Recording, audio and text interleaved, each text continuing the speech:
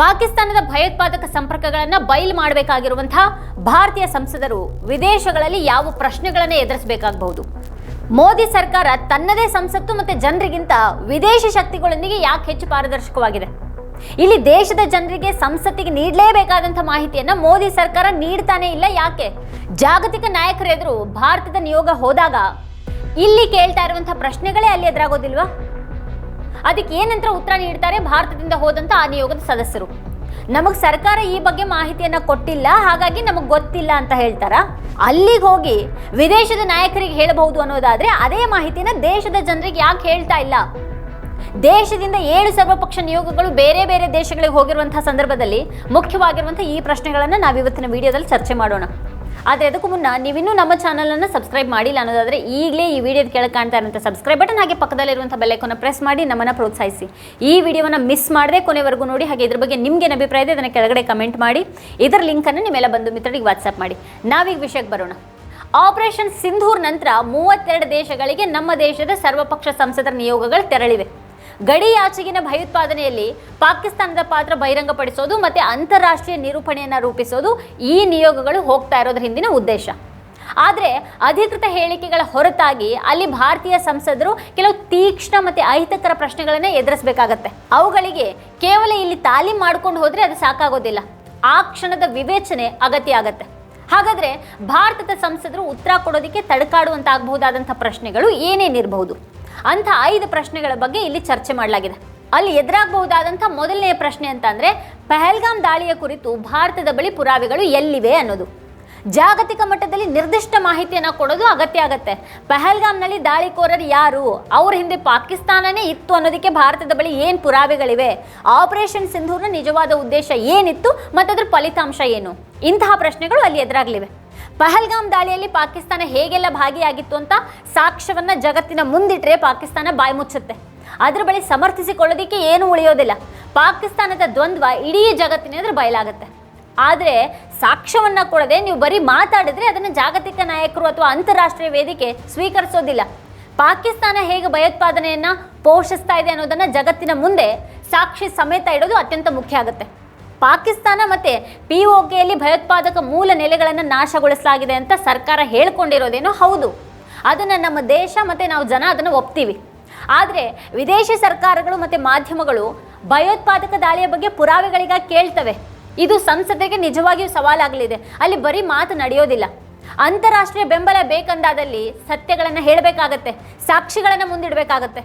2000ರಲ್ಲಿ ಸಂಸತ್ತಿನ ಮೇಲೆ ದಾಳಿಯ ನಂತರ ಭಾರತದ ರಾಜತಾಂತ್ರಿಕ ಕ್ರಮಗಳು ಮತ್ತು 2008ರ ಮುಂಬೈ ಭಯೋತ್ಪಾದಕ ದಾಳಿಯ ನಂತರ ಭಾರತ ಸಿದ್ಧಪಡಿಸಿದಂಥ ದಾಖಲೆ ಅಂತ ಒಂದು ನಿಖರವಾದ ಪ್ರಸ್ತುತಿ ಅಲ್ಲಿ ಅನಿವಾರ್ಯ ಆಗುತ್ತೆ. ಇನ್ನು ಎರಡನೇದಾಗಿ ಭಾರತದ ಯುದ್ಧ ವಿಮಾನಗಳ ನಾಶ ಮತ್ತು ಮಿಲಿಟರಿ ನಷ್ಟಗಳ ಬಗ್ಗೆ ಯಾಕೆ ಸ್ಪಷ್ಟವಾದಂಥ ಲೆಕ್ಕ ಇಲ್ಲ ಅನ್ನುವಂಥ ಒಂದು ಪ್ರಶ್ನೆ ಬರಬಹುದು. ಭಾರತ ಸರ್ಕಾರ ಮೌನವಾಗಿರೋದೇ ಹಲವು ಪ್ರಶ್ನೆಗಳಿಗೆ ಕಾರಣ ಆಗಿದೆ.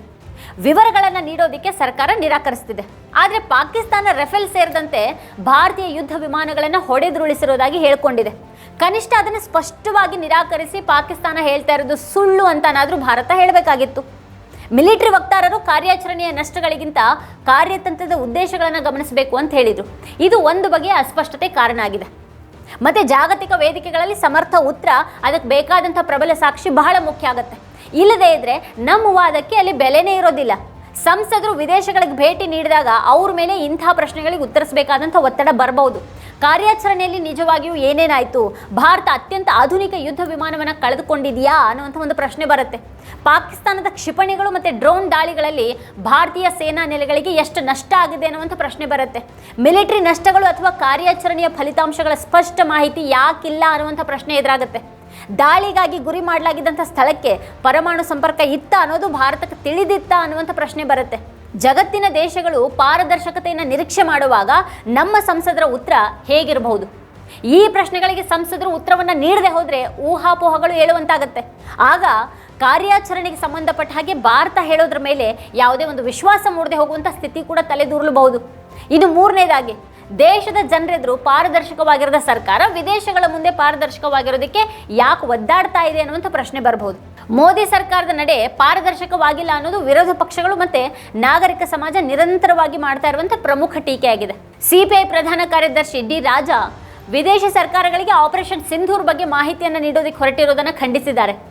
ನಮ್ಮದೇ ಸಂಸತ್ತು ನಮ್ಮ ಜನರಿಗೆ ಯಾವ ಮಾಹಿತಿಯನ್ನು ಕೊಡದಂತಹ ಸರ್ಕಾರದ ನಡೆಯನ್ನ ಅವರು ಟೀಕೆ ಮಾಡಿದ್ದಾರೆ. ಸಂಸತ್ತಿನ ವಿಶೇಷ ಅಧಿವೇಶನವನ್ನ ಕರೆಯಲಾಗಿಲ್ಲ, ಮತ್ತೆ ರಾಜಕೀಯ ಪಕ್ಷಗಳ ನಿಯೋಗಗಳ ಆದೇಶದ ಬಗ್ಗೆ ಸಮಾಲೋಚಿಸಲಾಗಿಲ್ಲ ಅಂತ ಅವರು ಆಕ್ಷೇಪಿಸಿದ್ದಾರೆ. All said and done, Mr. Rahul Gandhi is leader of the opposition in parliament.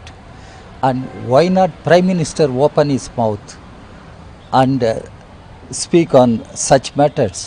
It is not only Rahul Gandhi, all political parties are asking many critical questions, are they demanding special session of the parliament. Why Prime Minister and his government do not agree and convene a special session of the parliament? All right, DGMO briefed, the Prime Minister has no responsibility to answer to the people's representatives. Then why for we are having, what for we are having the parliament? So BJP should understand how to respect parliamentary democracy, how to respect parliament, how to respect the opposition, how to answer to the questions raised by opposition parties. Modi ಸರ್ಕಾರ ತನ್ನದೇ ನಾಗರಿಕರಿಗಿಂತ ವಿದೇಶಿ ಶಕ್ತಿಗಳೊಂದಿಗೆ ಯಾಕೆ ಹೆಚ್ಚು ಪಾರದರ್ಶಕವಾಗಿದೆ ಅನ್ನುವಂಥ ಪ್ರಶ್ನೆ ಸಂಸದರ ನಿಯೋಗಕ್ಕೆ ಎದುರಾಗುತ್ತೆ. ಪ್ರಜಾಪ್ರಭುತ್ವ, ಹೊಣೆಗಾರಿಕೆ ಮತ್ತು ಪಾರದರ್ಶಕತೆಯನ್ನು ಗೌರವಿಸುವಂತಹ ದೇಶಗಳು ಮೋದಿ ಸರ್ಕಾರದ ಈ ದ್ವಂದ್ವದ ಬಗ್ಗೆ ಕೇಳದೇ ಇರೋದಿಲ್ಲ. ಇನ್ನು 4ನೇದಾಗಿ ಕದನ ವಿರಾಮದ ಬಗೆಗಿನ ಸತ್ಯ ಏನು, ಅದರಲ್ಲಿ ಅಮೆರಿಕದ ಪಾತ್ರ ಏನು ಅನ್ನುವಂಥ ಒಂದು ಪ್ರಶ್ನೆಯನ್ನು ಎದುರಿಸಬೇಕಾಗಿ ಕೂಡ ಬರಬಹುದು. ಭಾರತ ಮತ್ತು ಪಾಕಿಸ್ತಾನ ನಡುವಿನ ಕದನ ವಿರಾಮ ಘೋಷಣೆ ಗೊಂದಲಮಯವಾಗಿಯೇ ಉಳ್ಕೊಂಡಿದೆ. ಅಮೆರಿಕ ಅಧ್ಯಕ್ಷ ಡೊನಾಲ್ಡ್ ಟ್ರಂಪ್ ಕದನ ವಿರಾಮಕ್ಕೆ ತಾನು ಮಧ್ಯಸ್ಥಿಕೆಯನ್ನು ವಹಿಸಿದ್ದಾಗಿ ಹೇಳಿಕೊಂಡಿದ್ದಾರೆ. ಅದರ ಕ್ರೆಡಿಟ್ ಅನ್ನು ಅವರು ಪಡೆದುಕೊಂಡಿದ್ದಾರೆ. ಆದರೆ ವಿದೇಶಾಂಗ ಕಾರ್ಯದರ್ಶಿ ವಿಕ್ರಮ್ ಮಿಸ್ರಿ ಅಮೆರಿಕದ ಯಾವುದೇ ಪಾತ್ರ ಇದೆ ಅನ್ನೋದನ್ನು ಸ್ಪಷ್ಟವಾಗಿ ನಿರಾಕರಿಸಿದ್ದಾರೆ. ಕದನ ವಿರಾಮ ದ್ವಿಪಕ್ಷೀಯ ನಿರ್ಧಾರ ಮಾತ್ರ ಅಂತ ಅವರು ಹೇಳಿದ್ದಾರೆ. ಆದರೂ ಮೋದಿ ಸರ್ಕಾರ ಟ್ರಂಪ್ ಅವರ ಕದನ ವಿರಾಮದ ಕುರಿತು ಎಲ್ಲ ಹೇಳಿಕೆಗಳನ್ನು ಬಹಿರಂಗವಾಗಿ ಮತ್ತು ಸ್ಪಷ್ಟವಾಗಿ ತಳ್ಳಿ ಹಾಕಿಲ್ಲ. ಇದು ಹಲವಾರು ಊಹಾಪೋಹಗಳಿಗೆ ಎಡೆ ಮಾಡಿಕೊಟ್ಟಿದೆ. ಭಾರತ ತನ್ನ ದೀರ್ಘಕಾಲೀನ ನೀತಿಯನ್ನು ಮೀರಿ 3ನೇ ವ್ಯಕ್ತಿ ಮಧ್ಯಸ್ಥಿಕೆಯನ್ನು ಒಪ್ಕೊಂಡಿದೆಯಾ ಅನ್ನುವಂಥ ಪ್ರಶ್ನೆ ಕೂಡ ವಿದೇಶದಲ್ಲಿ ಯಾರಾದರೂ ಕೇಳಬಹುದು. ಅಸ್ಪಷ್ಟತೆ ಯಾಕೆ ಅನ್ನೋದಕ್ಕೆ ಸಂಸದರು ಉತ್ತರವನ್ನು ನೀಡಬೇಕಾಗಬಹುದು. ಭಾರತದ ರಾಜತಾಂತ್ರಿಕ ತತ್ವಗಳು ಬದಲಾಗಿವೆಯಾ, ಪ್ರಬಲ ಮಿತ್ರ ರಾಷ್ಟ್ರದ ಹೇಳಿಕೆಯನ್ನು ನಿರಾಕರಿಸೋದಕ್ಕೆ ಆಗ್ತಾ ಇಲ್ವಾ ಅನ್ನೋದನ್ನು ಸ್ಪಷ್ಟಪಡಿಸುವಂಥ ಒಂದು ಅನಿವಾರ್ಯತೆ ಸಂಸದರಿಗೆ ಎದುರಾಗಬಹುದು. ಇನ್ನು ಕಡೆಯದಾಗಿ ಮೋದಿ ಅವರ ಹೊಸ ಭಯೋತ್ಪಾದನಾ ನಿಗ್ರಹ ನಡೆ ವಿಶ್ವಾಸಾರ್ಹವಾಗಿದೆಯಾ ಮತ್ತು ಜವಾಬ್ದಾರಿಯುತ ಪ್ರಜಾಪ್ರಭುತ್ವಕ್ಕೆ ತಕ್ಕುದಾಗಿದೆಯಾ ಅನ್ನುವಂಥ ಪ್ರಶ್ನೆ. ಪ್ರಧಾನಿ ಮೋದಿ ಭಯೋತ್ಪಾದನೆ ವಿಚಾರವಾಗಿ ಝೀರೋ ಟಾಲರೆನ್ಸ್ ಬಗ್ಗೆ ಹೇಳಿದರು. ಭಯೋತ್ಪಾದಕರು ಮತ್ತು ಅವ್ರ ಹಿಂದಿರುವವರ ನಡುವೆ ಯಾವುದೇ ವ್ಯತ್ಯಾಸ ಮಾಡುವಂಥ ಪ್ರಶ್ನೆನೇ ಬರೋದಿಲ್ಲ ಅಂತ ಹೇಳಿದ್ದಾರೆ. ಆದರೆ ಅದೇ ಮೋದಿ ಸರ್ಕಾರ ಸಂಘರ್ಷದ ಸಂದರ್ಭದಲ್ಲಿ ನಡೆದುಕೊಂಡಂಥ ರೀತಿಯಲ್ಲಿನ ಎಡವಟ್ಟುಗಳ ಬಗ್ಗೆ ಪ್ರಶ್ನೆಗಳು ಏಳದೇ ಇರೋದಿಲ್ಲ. ಬಿಕ್ಕಟ್ಟಿನ ಸಮಯದಲ್ಲಿ ಗಡಿ ಪ್ರದೇಶಗಳಿಂದ ಜನರನ್ನು ಯಾಕೆ ಸ್ಥಳಾಂತರಿಸಲಿಲ್ಲ ಅಂತ ಯಾರೇ ಆದರೂ ಕೇಳ್ತಾರೆ. ಅಶೋಕ ವಿಶ್ವವಿದ್ಯಾಲಯದ ಪ್ರಾಧ್ಯಾಪಕರನ್ನು ಅವರ ಸೋಷಿಯಲ್ ಮೀಡಿಯಾ ಪೋಸ್ಟ್ ಕಾರಣಕ್ಕೆ ಬಂಧಿಸಿದ್ರ ಬಗ್ಗೆ ಪ್ರಶ್ನೆಗಳು ಹೇಳ್ತವೆ. ದೇಶದೊಳಗಿನ ಭಿನ್ನಾಭಿಪ್ರಾಯಗಳನ್ನು ಯಾಕೆ ನಿಗ್ರಹಿಸಲಾಗ್ತಾ ಇದೆ ಅನ್ನುವಂಥ ಪ್ರಶ್ನೆ ಬರುತ್ತೆ. ಭಾರತ ಕದನ ವಿರಾಮವನ್ನು ಒಪ್ಕೊಂಡಿದೆಯಾ ಇಲ್ವಾ? ದೇಶ ದೀರ್ಘಕಾಲ ಯುದ್ಧ ಮಾಡೋದಕ್ಕೆ ಬಯಸುತ್ತಾ? ಮೋದಿ ಸರ್ಕಾರದ ಭಯೋತ್ಪಾದನಾ ನಿಗ್ರಹ ನೀತಿ ನಿಜವಾದ ಭದ್ರತೆಯ ಬಗ್ಗೆನಾ ಅಥವಾ ಅದು ದೇಶೀಯ ರಾಜಕೀಯ ಲಾಭಕ್ಕಾಗಿ ಒಂದು ಸಾಧನವ? ಮೋದಿ ಸರ್ಕಾರ ಪ್ರಜಾಪ್ರಭುತ್ವದ ಮಾನದಂಡಗಳು ಮತ್ತು ಪಾರದರ್ಶಕತೆಯನ್ನು ಎತ್ತಿ ಹಿಡಿದೇ ಇದ್ರೆ ಜಾಗತಿಕ ಒಗ್ಗಟ್ಟನ್ನು ನಿರೀಕ್ಷೆ ಮಾಡಬಹುದಾ? ಇಂತಹ ಪ್ರಶ್ನೆಗಳು ಎದುರಾಗುತ್ತವೆ. ಸಂಸದರ ನಿಯೋಗಗಳು ಅಂತಹ ಪ್ರಶ್ನೆಗಳಿಗೆ ಉತ್ತರಿಸೋದಕ್ಕೆ ಸಾಧ್ಯ ಆಗದೇ ಇದ್ರೆ ಏನಾಗಲಿದೆ? ಸಂಸದರ ನಿಯೋಗಗಳನ್ನು ವಿದೇಶಗಳಿಗೆ ಕಳಿಸಿರೋದ್ರ ನಿಜವಾದ ಉದ್ದೇಶನೇ ವ್ಯರ್ಥ ಆಗುತ್ತೆ. ಇವತ್ತಿನ ತ್ವರಿತ ಮಾಹಿತಿಯ ಯುಗದಲ್ಲಿ ಪಾರದರ್ಶಕತೆ ಬಹಳ ಅತ್ಯಗತ್ಯ.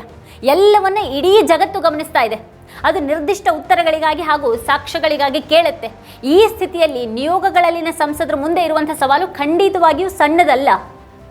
ಇದೇ ಇವತ್ತಿನ ಸ್ಪೆಷಲ್. ನೋಡ್ತಾ ಇರಿ ವಾರ್ತಾಭಾರತಿ. ನೀವಿನ್ನೂ ವಾರ್ತಾಭಾರತಿ ಯೂಟ್ಯೂಬ್ ಚಾನಲನ್ನು ಸಬ್ಸ್ಕ್ರೈಬ್ ಮಾಡಿಲ್ಲ ಅನ್ನೋದಾದರೆ ಈ ಕೂಡಲೇ ಸಬ್ಸ್ಕ್ರೈಬ್ ಮಾಡಿ, ಹಾಗೆ ಪಕ್ಕದಲ್ಲೇ ಇರುವಂಥ ಬೆಲ್ ಐಕಾನ್ ಪ್ರೆಸ್ ಮಾಡಿ ನಮ್ಮನ್ನು ಬೆಂಬಲಿಸಿ.